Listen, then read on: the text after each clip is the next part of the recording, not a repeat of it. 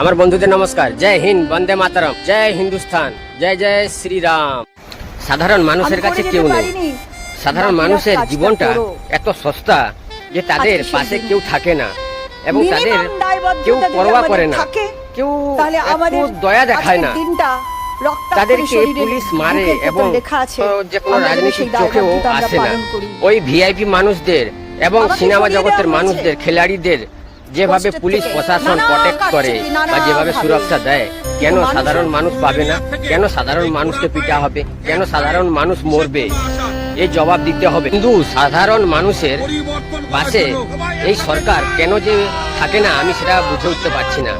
এই সরকার একটা আমাদের এই সাধারণ মানুষের ভোটের জোরে ওই সরকারের গদিতে বসে, এক চোখে ধর্মকে দেখবে আর এক চোখে বন্ধ করে রাখবে।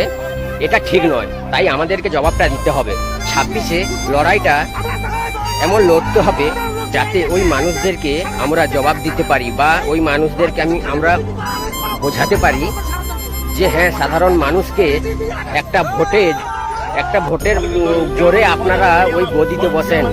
এই জবাবটা আমাদেরকে দিতে হবে। 26-এর লড়াইটা আমাদের এই একটা ভোটের কি যে মূল্য, সেই মূল্যটার দাম দেখাতে হবে। জয় হিন্দ, বন্দে মাতরম। আমার বন্ধুদের বলবো এই কথাটা সবার কাছে যেন পৌঁছায়।